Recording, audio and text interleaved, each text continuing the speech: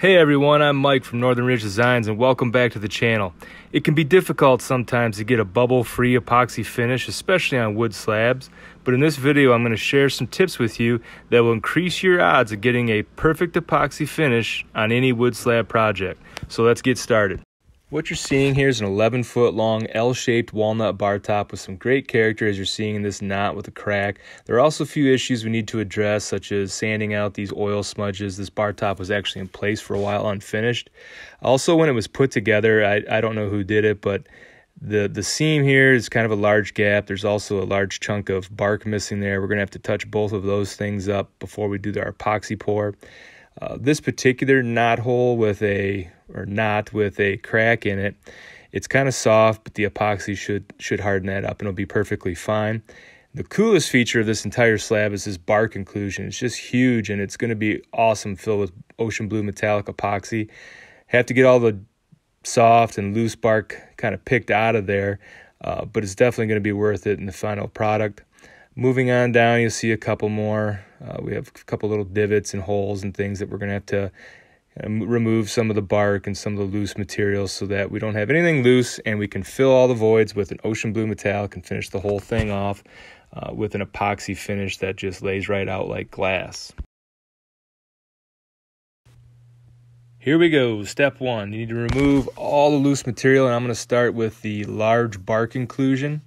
And as you work your way through here, you need to go nice and slow. At the beginning, things are going to pop out in large chunks, as you're seeing here. These came out really easy without much effort whatsoever. And I'm going to go through first and make sure I get everything that's loose and easy.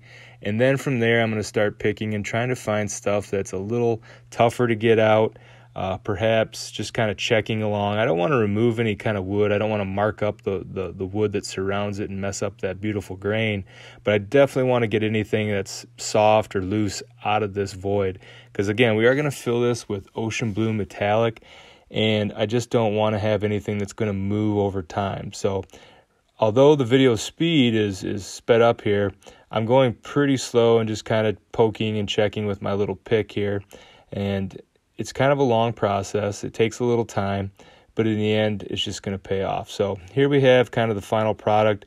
It's cleaned out. You're seeing a lot of little rough edges. That's fine. The epoxy is going to fill in this void, and it's just going to pop along with that awesome grain from the bark inclusion. As you're probably noticing, the bark inclusion went right on through that edge of the slab, so had to be kind of careful not to break that chunk of wood off. Really didn't want to have to repair that. But the epoxy is going to have to go up through that void from the top right on out the side. So here's a couple more spots that will be filled with the blue. We're going to have to chip out and pull out anything that's loose. So what we're going to do is we're just going to jump ahead to the blue in place in all these voids that I've removed the loose material. And man, that stuff really pops, that ocean blue metallic. As you can see, I overfilled all voids.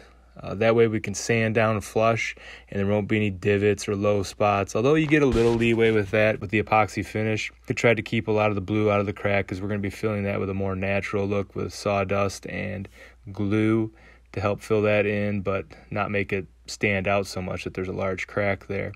And as you're seeing along the edge here, the stuff was kind of loose to work with, so I used a chunk of MDF I had laying around with some Tyvek tape to help hold that epoxy in place as it cured. This is 15-minute quick coat epoxy, so it's pretty loose, but you have about 15 minutes of working time and you really have to move. So once I took that off, now what you're seeing is kind of the sharp edge along there. Well, that'll be sanded flush, and that's going to look really good in the end. So here's a look once things are sanded down. It's, as you can see, it's a little white, but that's from the sanding. Once we put an epoxy coat over it, it's going to fill in the actual scratches that are left on the epoxy, and you won't be able to tell. Also, kind of looking here, the crack has been filled with some wood glue and sawdust. I also took a chunk of walnut bark and fixed that corner, sanded it down to make a little better match. So there's just a couple little spots of blue here and there. That soft knot hole, we're going to fill that with epoxy as well and harden it up. And there's the bark inclusion. So it ended up looking pretty neat all along there.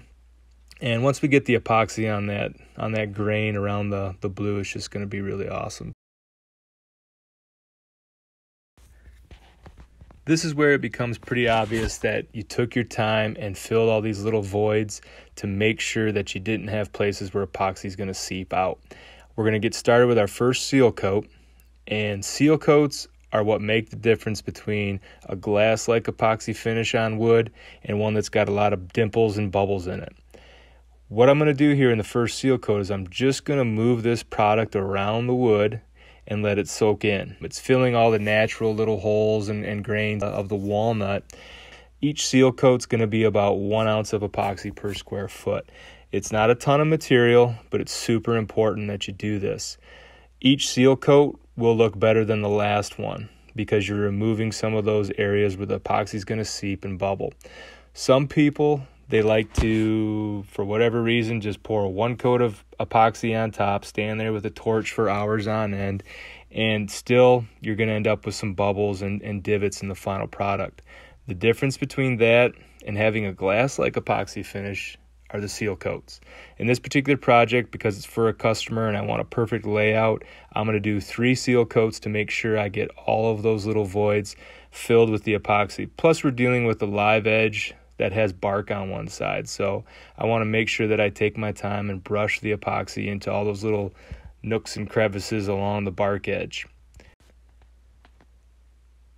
I'm using a squeegee to move the material around. Now I'm coming along the front with a short 2-inch paintbrush to kind of rub that epoxy in. And what's going to happen as this epoxy starts to self-level, it's not going to level out perfectly smooth because I'm using just enough of material to kind of spread around and seal off all the grain, but it is going to move a little bit. It's going to go over the edges, so you kind of have to constantly keep going back and forth and rubbing out the drips with the brush, both on the bark side as well as the smooth side. You're probably noticing here I'm using my hand on the smooth side of the bar. That's perfectly fine. I'm just trying to smooth out those little drips. I just don't want a super uneven edge, but it's going to be a little uneven. That's just what the seal coat is. I'm going to torch it again. I'm probably going to do 3 or 4 passes with the torch in total. This is going to be kind of the most in-depth seal coat that I show you. I repeat this process 2 more times before I do a final flood coat. Now, the difference between a seal coat and the flood coat is that the flood coat has a lot more material, actually 3 times the material. I use 3 ounces per square foot, and that's going to get a self-leveling agent. Okay, but after 1 seal coat, this is what you're left with. From a distance, it looks pretty good.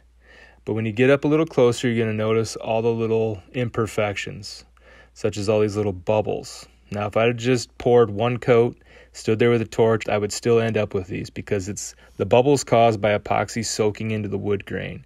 And it's going to be a constant thing until the epoxy dries. So this is what it is, and I'm going to sand it down using 220, and that's all you need to do, just kind of lightly sand it.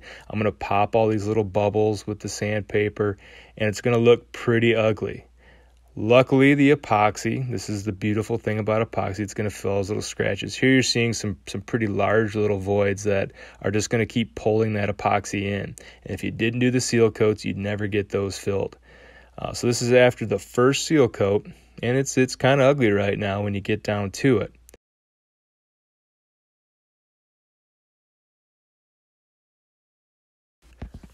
Switching up to a top view here, get a little better look at my sanding process.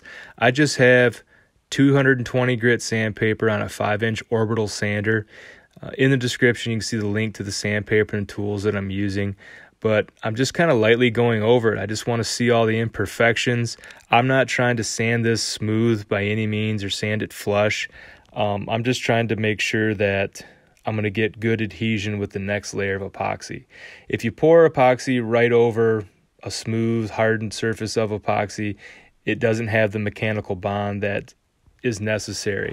So by sanding with just 220 grit, there's little tiny scratches caused by the sandpaper that the next layer of epoxy can grab onto. So here's kind of a better look. This kind of puts it in perspective as just how uneven and kind of ugly, for the lack of a better term, that seal coat is.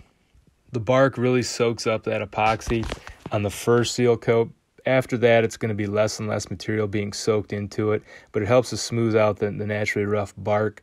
There you can see it's kind of a low spot where that soft knot was.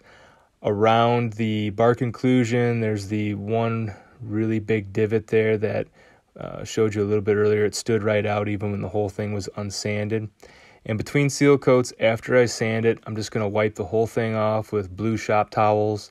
I'm also going to blow it off with an air gun.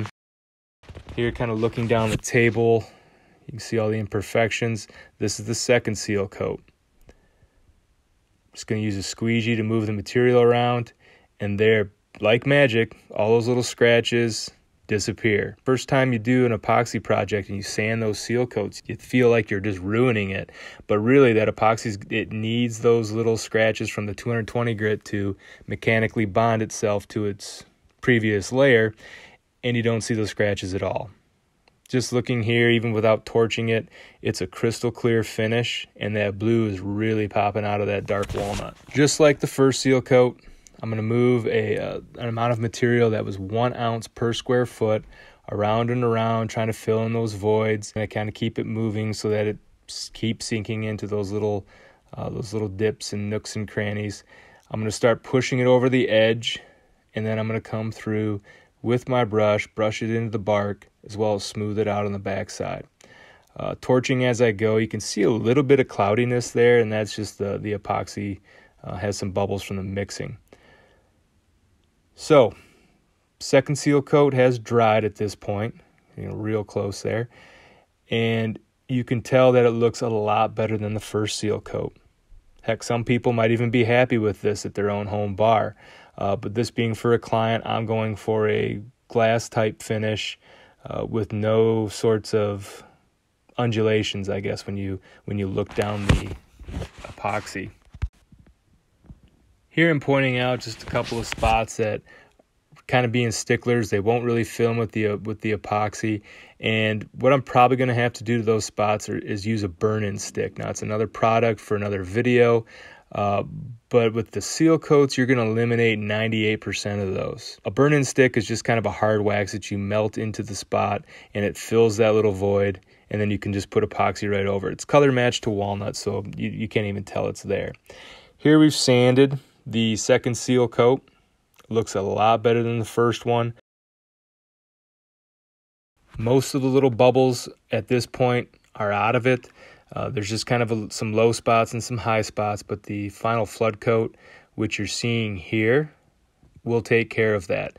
The final flood coat is self-leveling. It's an 1/8 inch thick when you pour it on the material, and it's going to level right out. So I'm going to get right down low, and you can see there are no dips and divots or bubbles of any kind. I went ahead and did a third seal coat. I saved putting that in this video because it's quite redundant. It's the same exact steps that I went through on the first and second seal coats. If you're curious what the final flood coat entails, I have a couple videos that show that process, but it involves an 1/8 inch square notch trowel. And again, you're going to get a perfect finish following these seal coat steps. You just can't find any imperfections. The bark took that epoxy wonderfully, and it smoothed the whole thing out. So people aren't going to catch their clothes on any kind of sharp edges or anything. And looking down the bar, I mean, you just can't be happier with the way that this laid out. There you have the final product. If you take the time to do a few seal coats on wood slabs, you're really going to help set yourself up for a great end result. Hopefully you found this video helpful, and if you have any questions or suggestions, please leave them in the comments below. Make sure you like, share, and pound that subscribe button for me. Thanks for watching.